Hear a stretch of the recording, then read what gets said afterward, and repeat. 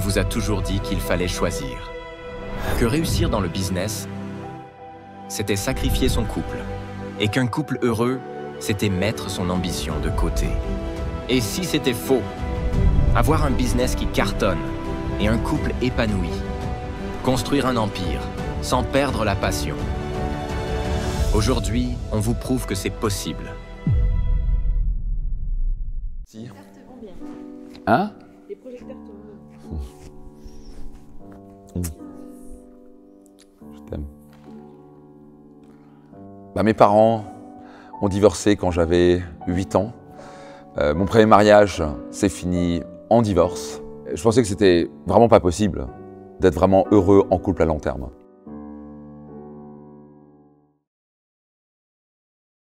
Première question, est-ce que tu as toujours eu des bonnes relations dans ta famille, dans ton couple? Donc beaucoup de gens nous voient, Marine et moi, et parfois ils se disent le couple idéal, etc. Et en effet, on vit une relation de couple hors norme. L'amour qu'on a réussi à créer dans notre couple est, je pense, très rare. Malheureusement, les gens croient que c'est juste trouver la bonne personne. Alors bien sûr, je dirais que 50% du bonheur en couple, c'est être avec la bonne personne. Mais après, le travail démarre. Et par exemple, pour moi, j'ai vécu dans le passé, non, c'était pas si facile que ça. Par exemple, j'étais marié et 3 ans plus tard, on a divorcé. D'un coup, je suis tombé des nues quand mon schéma de Disney, qui est juste de trouver la princesse charmante, d'un coup, j'allais être heureux pour le restant de ma vie, etc. Découvrir qu'en fait, c'était pas du tout ce que j'avais prévu. C'est pas ce que j'avais vu dans les films pourtant.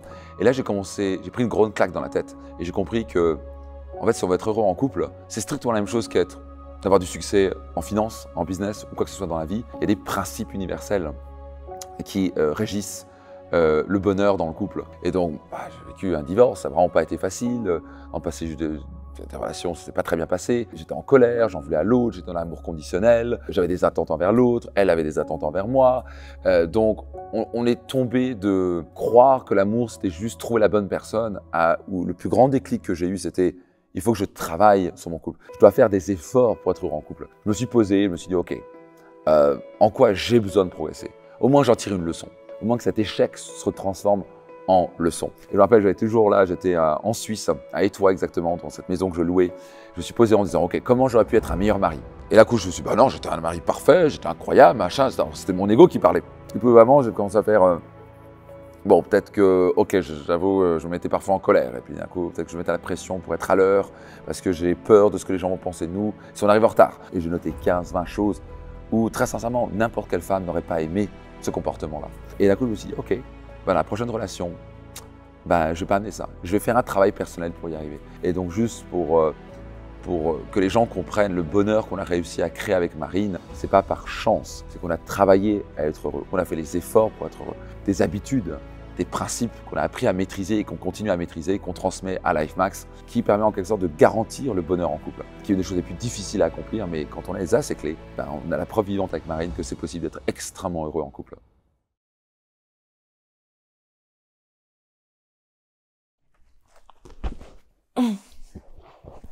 Je t'écoute.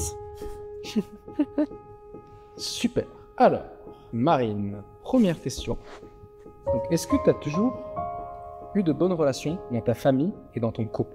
Non, pas du tout. Pas du tout, du tout, du tout. Alors, j'ai pas du tout un exemple de couple heureux. J'ai eu un exemple d'amour, par contre. J'ai une chance énorme d'avoir une maman qui était remplie d'amour. Par contre, j'ai vécu beaucoup de séparations. Le divorce de mes parents quand j'étais petite. Mon père s'est remis avec différentes femmes. Ma mère est partie vivre avec d'autres hommes. Donc, j'ai déménagé plusieurs fois avec d'autres hommes. Donc, non, en fait, j'ai pas eu un très bon exemple. Et dû à ces exemples qui n'étaient pas forcément très bons, j'ai reproduit des schémas encore et encore. Et donc, je me suis gentiment pris des murs. En couple, j'ai, on va dire, recréé en fait inconsciemment ce que j'ai revu et ce que j'ai voulu absolument éviter. Mais non, ça n'a pas toujours été, ça a été très challenging. Quel est l'impact des relations familiales, amicales et surtout amoureuses sur ton business à toi, ta carrière, ton succès? OK. OK, got it. C'est intéressant de voir que pendant des années, quand j'étais plus jeune, je croyais que je devais faire un choix. Soit tu vas choisir d'être heureux en couple, soit tu vas développer un business à succès et devenir financièrement libre. Et j'étais dans la tyrannie du ou. Et c'est beaucoup comme ça dans la société. Et c'est ce que j'ai un mentor qui m'a démontré par son exemple que c'était possible d'avoir un succès financier hors norme, d'avoir un business extraordinaire et d'avoir un couple heureux.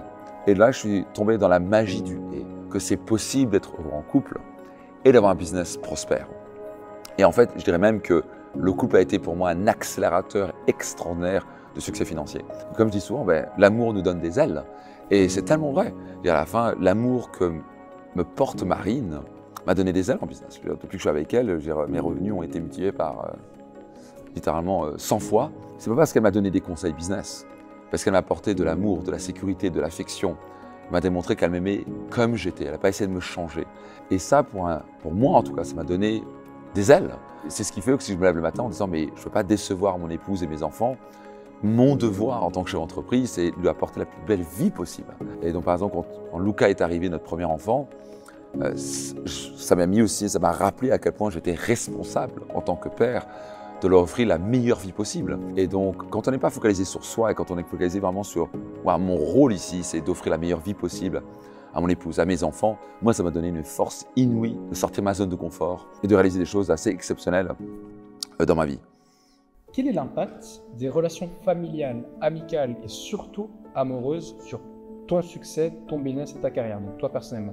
Je pense qu'en fait, tout est relié. On essaie souvent de séparer, séparer ce qu'on mange, de ce qu'on écoute. On essaie de séparer notre vie professionnelle, de notre vie personnelle. Et en fait, on essaie de séparer le hyper strict avec le sauvage, etc. Alors qu'en fait, tout est lié et tout nourrit tout en fait. C'est-à-dire que si on s'autorise à être plus authentique et plus sauvage, et en fait on va peut-être paraître aussi plus droit et peut-être aussi plus professionnel. Je pense que quand on arrive à être aligné personnellement, clairement ça se ressent professionnellement, d'autant plus qu'en tant que coach, on doit être les exemples de ce qu'on est en fait. Donc pour moi, j'ai connu beaucoup de coachs dans ma vie et quand il y a un manque de congruence, j'arrive pas en fait. Je peux pas écouter quelqu'un qui dit quelque chose qui n'a pas créé en fait dans sa vie. Donc c'est vrai que pour moi c'est primordial en fait d'être cet exemple pour moi parce que j'ai envie de le vivre, j'ai simplement envie d'être heureuse. Je pense que c'est aussi la base de tout, c'est aussi d'être heureuse. Donc moi pour être heureuse et puis après pour donner cet exemple à mon couple, donner cet exemple à ses enfants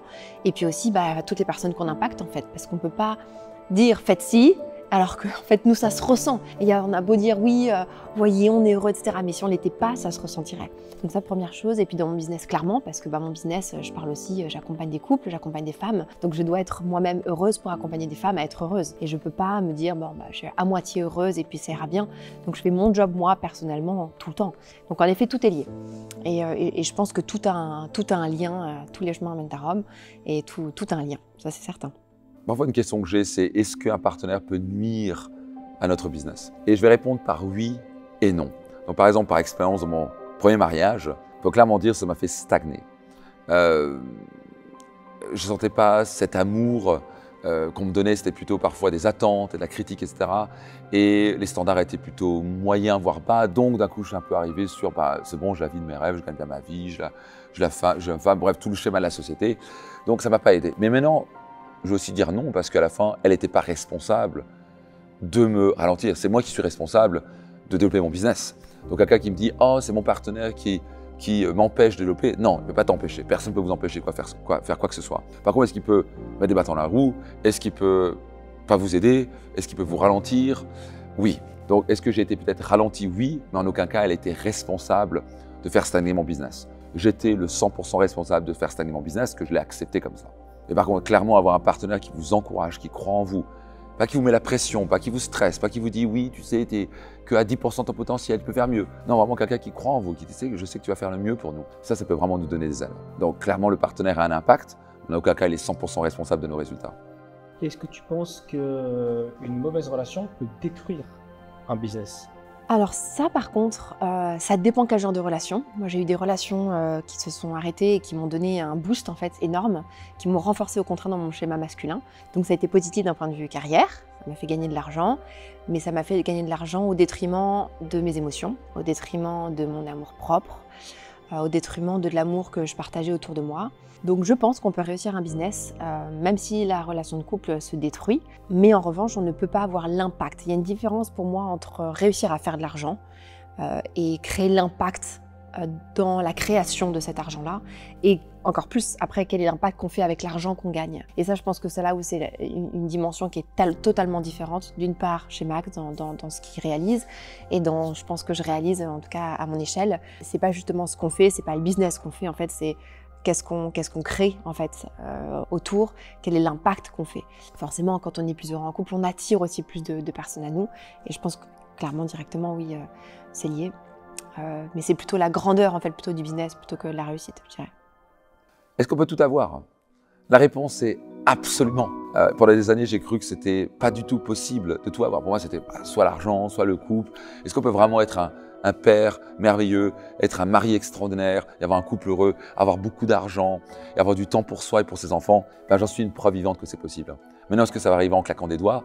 Bien sûr que non. J'ai dû apprendre à mieux gérer mes priorités, à mieux gérer mon temps. J'ai appris à déléguer.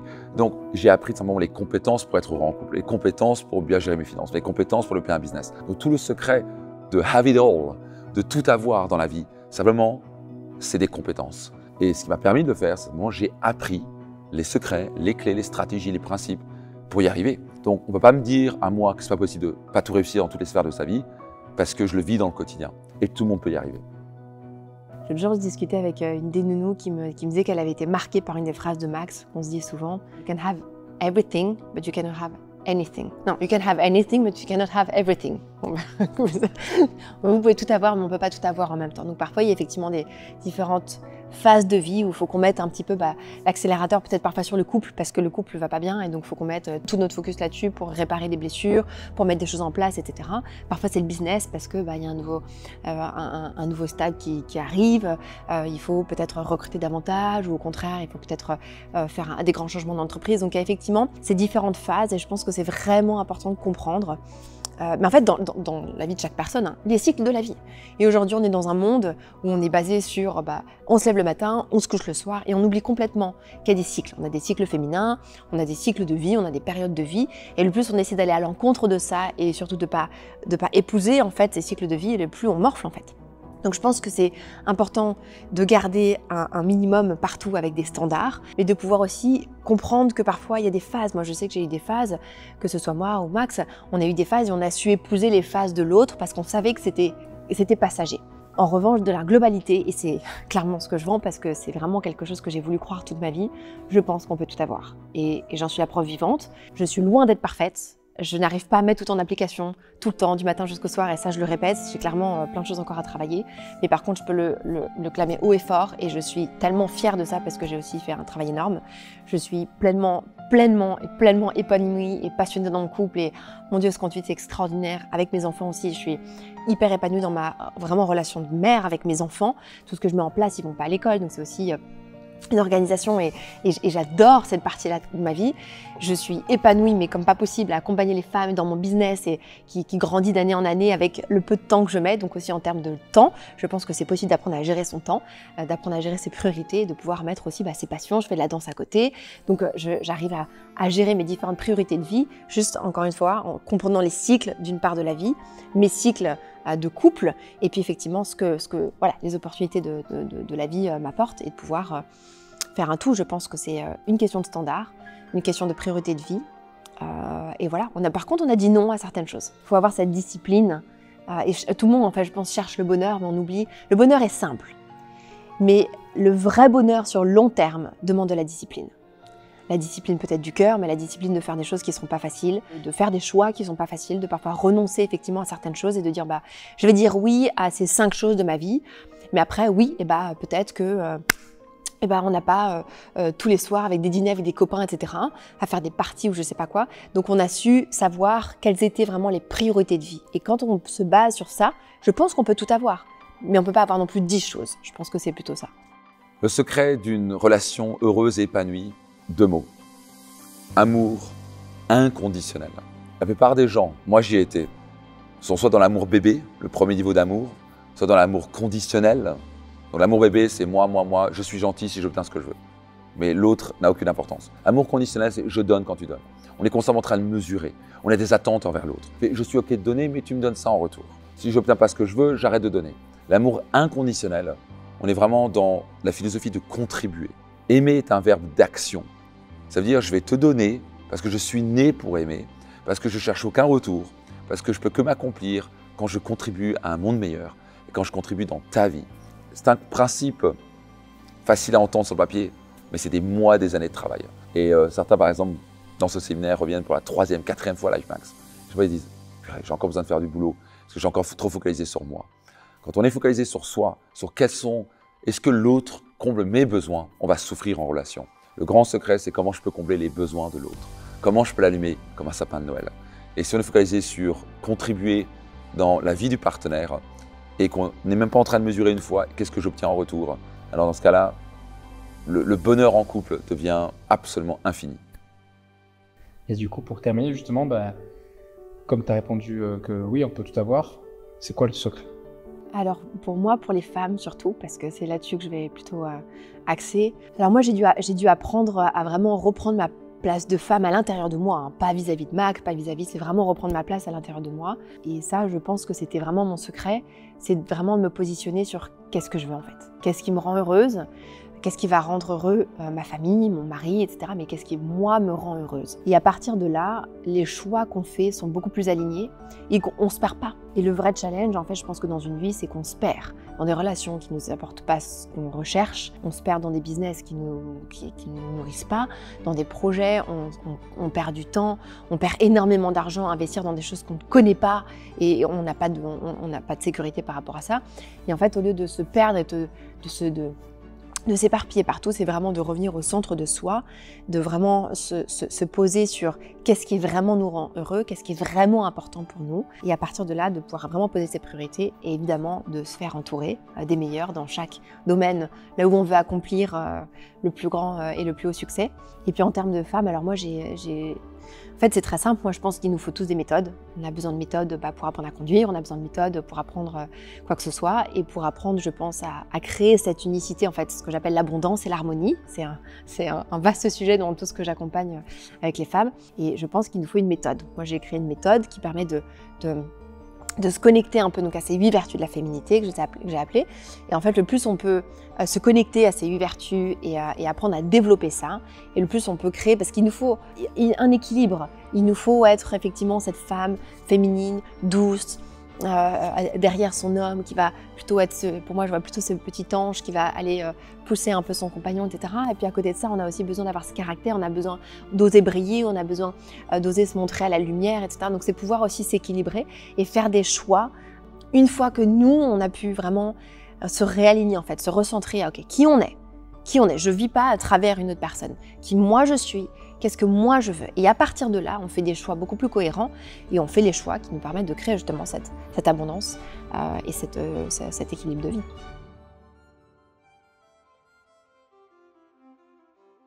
Est-ce qu'on gère un business comme on gère un couple? T'as envie de répondre? Est-ce qu'on gère un business comme un couple? Je pense qu'il y a pas mal de similitudes. Par exemple, on parle de chiffres, effectivement, on parle des KPI pour savoir comment on va combler l'autre, savoir comment on prend soin de l'autre, savoir effectivement ces moments qu'on a pour nous, peut-être aussi certains process qu'on met en place pour le bien-être de tout le monde, des process de discussion, des process de routine. Donc je pense qu'il y a pas mal de similitudes. Je suis d'accord, le fait que je sois devenu un meilleur chef d'entreprise m'a permis de devenir un meilleur père de famille et mari en tout cas je l'espère. Ah oui, ça, c'est sûr. Et par exemple, le fait d'avoir des routines, le fait d'avoir des rituels, comme par exemple un business a des meetings hebdomadaires, on a des rencontres hebdomadaires. Par exemple, une fois par an, on planifie pour l'année. On planifie pareil en business l'année suivante. Il y a des KPI comme est-ce que je comble le besoin d'importance de mon partenaire? Est-ce que je comble le besoin de sécurité de mon partenaire? Même chose, on va mesurer est-ce qu'on comble les besoins de nos clients, est-ce qu'ils sont contents? Entre 0 et 10, à quel point la satisfaction client, la satisfaction du couple. Exactement. Donc à la fin, permet d'avoir une vraie mesure pour améliorer son couple. Certains trouvent ça choquant, mais moi je ne trouve pas ça choquant du tout, au contraire ça aide beaucoup. Complètement. Je pense qu'effectivement, souvent on tombe en tant que chef d'entreprise, on tombe beaucoup, et on en parle souvent, dans l'importance de tout faire pour son client en fait, savoir est-ce qu'on va plaire au client, de chercher vraiment le besoin du client, savoir comment répondre aux besoins du client, et aller au-delà en fait de la demande du client. Et je pense que pour qu'un couple fonctionne et soit passionné, c'est vraiment d'avoir cet état d'esprit, le même état d'esprit en fait, pour son couple. Est-ce que je vais aller chercher à satisfaire plus en fait que ce que je devrais lui donner basiquement. Et en fait, effectivement, je pense que l'état d'esprit est clairement le même. C'est ce qui fait c'est des facteurs de succès qui fonctionnent. Je suis d'accord. J'ai juste envie de dire une chose avant de partir parce que, oui, je pense que tu leur as dit, c'est un travail clairement de tous les jours et en fait, c'est très simple. C'est que moi, je vis vraiment avec l'homme de mes rêves et je dois seulement, pour vivre avec l'homme de mes rêves, je dois seulement devenir, être et continuer d'être cette femme de ses rêves à lui, en fait. Et j'avais juste envie de vous garder ça en tête parce que moi, c'est ce que je me dis. Parfois, je le regarde et je me dis juste, mais c'est juste, je vis avec l'homme de mes rêves, avec l'homme vraiment que je rêve d'avoir et je rêve de passer mes journées et mes nuits et ma vie entière. Il doit ressentir exactement la même chose. Et je dois être d'abord ça si je veux que lui, il le soit. Ok ? Merci. Je vous aime. On l'applaudit.